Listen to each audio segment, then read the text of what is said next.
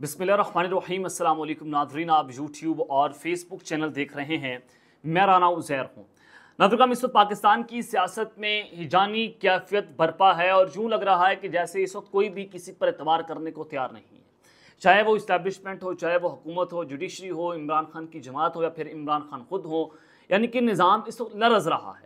और तो आज कुछ बड़ी खबरें लेकर आपकी खदमत में हाजिर हुआ हूँ। सबसे पहली खबर पर आज हमने बात करनी है कि army chief general Syed Asim Munir साहब और DGIS lieutenant general Nadeem Anjum पर कत्ल का इल्ज़ाम लगा है। अब ये इल्ज़ाम लगाने वाला कौन है और ये एक इतना घिनौना किस्म का इल्ज़ाम है कि जिसके बाद ये काया पलट सकती है। इस हवाले से बड़ी अहम तरीन तफसीलात हैं जो मैंने आपके सामने रखनी है। और फिर दूसरी खबर पर हमने बात करनी है कि आज इमरान खान ने अडयाला जेल से एक मिस कॉल दी है और एक पैगाम पहुंचाया है, पैगाम पहुंचाने की कोशिश की है। ये पैगाम इतना अहम है कि बाकी तमाम तर पैगाम जो खान साहब ने अडयाला जेल से इस्टेब्लिशमेंट को, GHQ को पहुंचाए हैं, उस तमाम तर पैगाम से बहुत मुख्तलिफ है। इस हवाले से बड़ी अहम तरीन तफसीलात है जो मैं आपके सामने रखूंगा। और फिर जनाब दूसरी खबर कि वज़ीर-ए-आज़म हाउस को आज हरी झंडी दिखा दी गई है और ताकतवरों ने मंजी ठोक कर रख दी है। ये मामला और माजरा क्या है कि शहबाज शरीफ साहब के आखिरी दिन शुरू हो गए हैं, उल्टी गिनती, यानी कि पहिया उल्टा घूमना शुरू हो चुका है। इस हवाले से अहम तरीन तफसीलात आपके सामने रखी जाएंगी। लेकिन अगर आपने इस चैनल को सब्सक्राइब नहीं किया, चैनल को सब्सक्राइब कर लें, बेल आइकन को दबा दें। आने वाली तमाम तर अपडेट्स आपकी खदमत में बर वक्त पेश होती रहें। नाज़रीन, सबसे पहले तो एक बड़ी अहम तरीन खबर जो मैं आपके सामने रख देता हूँ कि मोहन सलाही साहब जो पाकिस्तान में मौजूद नहीं हैं और उनके वालिद साहब ने, चौधरी परवेज़ राही साहब, जिसने तकरीबन 30-35 साल इस्टेब्लिशमेंट के साथ मिलकर अपनी सियासत की और आज वो उम्र के आखिरी हिस्से में इस्टेब्लिशमेंट के खिलाफ खड़े हो गए और उनका नाम भी याद रखा जाएगा। दायरा है, उन्होंने स्ट्रगल की, इमरान खान के साथ खड़े रहे, उसके नज़रिए के साथ खड़े रहे। तो मोहन सलाही साहब के ऊपर केसेस थे और वो मुल्क से बाहर चले गए। तो मनी लॉन्ड्रिंग केस में अदालती अहकामात पर पाकिस्तान तहरीक इंसाफ के रहनुमा मोहन सलाही का शनाख्ती कार्ड ब्लॉक कर दिया गया। इससे पहले कासिम सूरी साहब का शनाख्ती कार्ड जो है उसको भी ब्लॉक किया गया है। और FIA लाहौर ने तस्दीक करते हुए कहा कि अदालती अहकामात पर मोहन सलाही का शनाख्ती कार्ड जो है वो उसको ब्लॉक किया गया है और मोहन सलाही का नाम, पासपोर्ट, उनका जो पासपोर्ट है उसको भी कंट्रोल लिस्ट में डाल दिया गया है, यानी कि वो बैरून मुल्क सफ़र नहीं कर सकते या फिर जब वो एयरपोर्ट से पाकिस्तान आएंगे तो फिर उनको वहाँ से गिरफ्तार कर लिया जाएगा, क्योंकि उनके साथ 6 मुल्जिमान और हैं जिनके ये शनाख्ती कार्ड को ब्लॉक किया गया है। अब आगे बढ़ते हैं जनाब। आज एक बड़ा अफसोसनाक वाक़या पेश आता है मूसा खैल में। बलूचिस्तान का इलाका ही मूसा खैल है, जहाँ पर मुसाफिर गाड़ियों को उनसे उतार कर लोगों को कत्ल किया गया। फिर वो बड़ा जिस तरह से वाक़या सोशल मीडिया पर चलता है तो वज़ीर-ए-आज़म शहबाज शरीफ साहब जो है उनकी आंख खुलती है कि जनाब ये वाक़या हो गया। तो वज़ीर-ए-आज़म शहबाज शरीफ साहब ने बलूचिस्तान के इलाके मूसा खैल में मुसाफिरों को गाड़ियों से उतार कर कत्ल करने की दहशतगर्दाना फेल की शदीद अल्फाज मजम्मत करते हुए वाक़े की रिपोर्ट तलब कर ली है और उन्होंने इंतजामिया को लवाहिकीन से मुकम्मल ताउन और जख्मियों को फौरी तिब्बी इमदाद की फराहमी की हिदायत करते हुए कहा कि कानून नाफिज करने वाले इदारों को वाक़े की फौरी तहकीकात की हिदायत करते हैं और मुल्क में किसी भी किस्म की दहशतगर्दी कतन कबूल नहीं है। मूसा खैल वाक़े की जिम्मेदारी दहशतगर्दों को सजा दी जाएंगी। मुल्क से दहशतगर्दी का मुकम्मल खात्मे तक दहशतगर्दों के खिलाफ जंग जो है वो जारी रहेगी। मोहसिन नकवी साहब का इसके ऊपर बयान आया, वो कहते हैं कि दहशतगर्द और सूरतकार इबरतनाक अंजाम से बच नहीं पाएंगे और वो कहते हैं कि 23 अफराद जो जाँ बहक हुए हैं हम उनकी शदीद अल्फाज में मजम्मत करते हैं कि मासूम लोगों को दहशतगर्दों ने निशाना बनाकर बर्बरियत दिखाई है, सफाकियत और जुल्म की इंतहा की गई। दहशतगर्द और सूरतकार इबरतनाक अंजाम से बच नहीं पाएंगे और दहशतगर्दी की जंग में सिक्योरिटी फोर्सेस आतंकी के हर तबके ने लाजवाल कुर्बानियां दी। अब ये जनाब जो मूसा खैल में एक अफसोसनाक वाक़या पेश आया उस पर हुकूमत का स्टांस मैंने आपके सामने जो है रख दिया। अब एक और ख़बर है कि पाकिस्तान मुस्लिम लीग नून के रुकने पंजाब असम्बली राना अफजाल साहब जो है इंतकाल कर गए, इन्ना लिल्लाहि व इन्ना इलैहि राजिऊन। तो ये जनाब बड़ी अफसोसनाक खबर है और उनके ख़ानदानी इदराए की जानिब से कहा गया कि राना अफजाल हुसैन को अपनी रहाइश गाह पर दिल का दौरा पड़ा जो जानलेवा साबित हुआ है।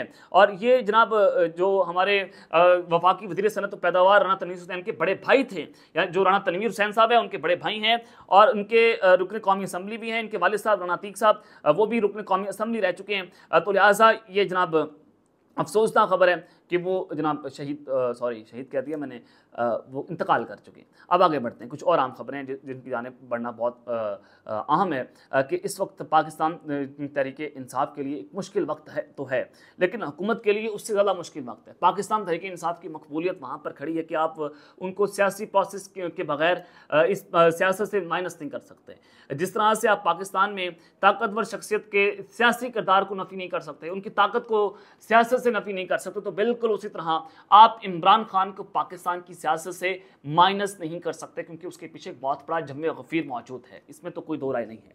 तो जनाब IMF ने पाकिस्तान को बेल आउट पैकेज देने से इनकार कर दिया। उन्होंने कहा कि हम जो हैं पाकिस्तान को ये बेल आउट पैकेज नहीं दे रहे, क्योंकि पाकिस्तान का जो कर्ज है ना चाइना ने रोल ओवर किया, ना जनाब सऊदी अरब ने पाकिस्तान का ये कर्ज जो है वो उसको रोल ओवर किया, तो लिहाजा IMF पाकिस्तान को कर्ज देने को तैयार नहीं है। अब वज़ीर-ए-आज़म हाउस में जनाब सफ़े मातम बिछा हुआ है, ताकतवरों ने मंजी ठोक कर रख दी है। मामला क्या है, मैं आपको खबर दे देता हूँ, बड़ी आम खबर है, अपने गौर से सुनना है कि IMF के एग्जीक्यूटिव बोर्ड के इजलास का शेड्यूल जारी कर दिया गया है, जबकि पाकिस्तानी हुकाम पर उम्मीद हैं कि सितंबर में पाकिस्तान को IMF से $7 अरब के बेल आउट पैकेज की मंजूरी मिल जाएगी। लेकिन IMF ने जो 4 सितंबर तक शेड्यूल जारी किया है उसमें पाकिस्तान का नाम अभी तक शामिल नहीं है। पाकिस्तानी वज़ारत ख़ज़ाना सितंबर में IMF से $7 अरब के कर्ज प्रोग्राम की हतमी मंजूरी के लिए पुरुम्मीद है, और ज़राए के मुताबिक हुकूमत चीन, सऊदी अरब और मुत्तहिदा अरब अमारात से $12 अरब कर्ज रोल ओवर करवाने के लिए मुतहरिक है, और पाकिस्तान ने सऊदी अरब से मजीद $1.2 अरब कर्ज के हसूल की दरख्वास्त भी की है। नए कर्ज का मकसद $2 अरब का फिनंसिंग गैप पूरा करना है, और पाकिस्तान के जिम्मे पहले ही $5 अरब के कैश डिपॉजिट की सूरत में सऊदी कर्ज जो है वाजिबुल औलाद है, और पाकिस्तान के पास चीन के $4 अरब और UAE के $3 अरब कैश डिपॉजिट पर हैं। तो लिहाजा इस हवाले से बताया गया है कि चीन समेत $4.5 अरब का कमर्शियल कर्ज पाकिस्तान का उसके अलावा है। लेकिन IMF जो है पाकिस्तान को बेल आउट पैकेज देने को तैयार नहीं है। वो कहता है कि आपकी जब अपने जो रीजनल पेयर्स हैं या आपके जो अपने करीबी लोग हैं या करीबी ममालिक हैं वो आपका कर्ज उड़ावल करने को तैयार नहीं है, तो हम आपको कौन सी किस्त जो है फराहम करते हैं। सितंबर बहुत अहम है, ये बहुत लोगों के लिए सितमगर भी होगा, और इस सितंबर में कुछ बड़े अहम फैसले भी होने हैं। और इस सब के अंदर जनाब मैं आपको बताऊं कि अगर IMF पाकिस्तान को खुदा ना खास्ता बेल आउट पैकेज नहीं देता, तो पाकिस्तान की इकॉनमी की सूरत हाल आपके सामने ऑलरेडी है, तो उसके बाद पाकिस्तान की मैशत मजीद खराबी की जानिब बढ़ सकती है। अल्लाह ना करे ऐसा हो। लेकिन IMF पाकिस्तान को बेल आउट पैकेज देने को तैयार नहीं है। तो इस सब के अंदर जनाब ये हुकूमत के लिए हरी झंडी है कि शहबाज शरीफ साहब को अगर IMF का पैकेज नहीं मिलता तो डेफिनेटली फिर हालात आप अंदाज़ा कर लें किस जानिब जाएंगे, और फिर मुल्क में माशी इमरजेंसी भी लगाई जा सकती है, और फिर इस हुकूमत का सामान पैक होने का वक्त आ चुका है। आज जाएँ कल जाएँ, ये पत्थर पर लकीर है कि इस हुकूमत ने घर जाना ही जाना है, क्योंकि अवाम पर एतमाद नहीं है। जब अवाम इनके ऊपर एतमाद नहीं कर रही तो सरमायाकार किस तरह से इनके ऊपर एतमाद करें। तो जाहिर है हमारे मुल्क में जो सरमायाकारी है वो दिन ब दिन कम होती चली जा रही है, तो इससे पाकिस्तान की इकॉनमी जो है वो डिफेक्ट होती चली जा रही है। तो खैर ये ताकतवरों ने मंजी ठोकी हुई है, और हुकूमत के लिए ये मुश्किल तरीन वक्त है कि उनको कोई भी मुल्क कर्ज देने को तैयार नहीं है, और हमारे किसी भी मुल्क के साथ हमारी जो फॉरेन पॉलिसी है बुरी तरह से नाकाम हुई है कि चाइना जैसा हमारा दोस्त पड़ोसी मुल्क जो है वो हमें रोल ओवर हमारे कर्ज को करने को तैयार नहीं है। आगे बढ़ते हैं, चलें।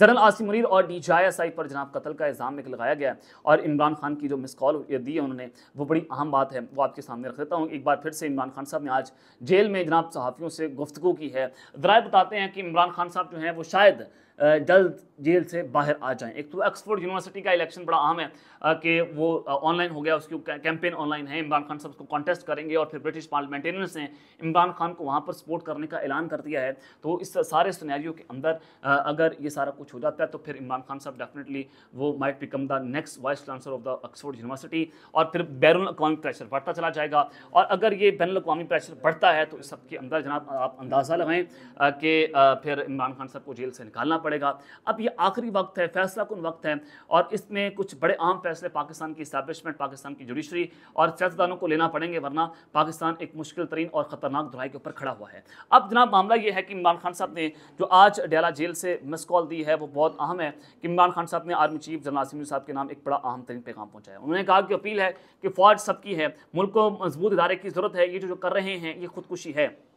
मुझे उन नमा कमरे में रखा गया है, बुशरा बीबी के कमरे में चूहे आ चुके हैं, वो नमाज पढ़ती है और चूहे छात से करते हैं। आज अदालत को आगाह किया है कि चूहे जो है वो ख़त्म हो सकें, कि हमें बहुत टॉर्चर जो है वो किया जा रहा है। और फिर उन्होंने कहा कि मुल्क में हालात ख़राब हैं, आज लीडरशिप का मुजाहरा करें, कौमी मुफाहमत करें, वो आप उनको माफ़ कर दें। सहाफ़ी ने सवाल पूछा ना इमरान खान साहब से कि लीडरशिप का मुजाहरा करें, आप उनको माफ़ करें, वो आपको माफ़ कर देंगे, तो फिर क्या होगा। इमरान खान साहब ने इसके ऊपर जवाब दिया कि जैसे इसराइल फ़लस्तीन को कह रहे हैं कि माजी में जो हुआ उसको भूल जाएँ, आप कह रहे हैं कि फ्रॉड इलेक्शन को भूल जाऊं, अमन इंसाफ से आता है। मशरकी पाकिस्तान वाले इंसाफ मांग रहे थे, हमारे खिलाफ नहीं थे। आप जिस कौमी मुफाहमत की बात कर रहे हैं उससे कवर इंसाफ तो करें। जो सिर्फ भेड़ बकरियां डंडों से कंट्रोल नहीं होती, इंसान नहीं। बांग्लादेश में क्या हुआ, आर्मी चीफ, चीफ जस्टिस और पुलिस को चीफ सब वज़ीर आज़म के थे। अवाम निकली तो अपना हक लेकर गई। यूरोप को देखें कि उसने कितने फौजी ऑपरेशन किए, लेकिन उसका मामला आपके सामने कि अवाम आखिर में जीतती है। तो आप अंदाज़ा करें इमरान खान जो है वो आप उस जंग के अंदर अगर देखें कि जो इस जंग वो लड़ रहे हैं,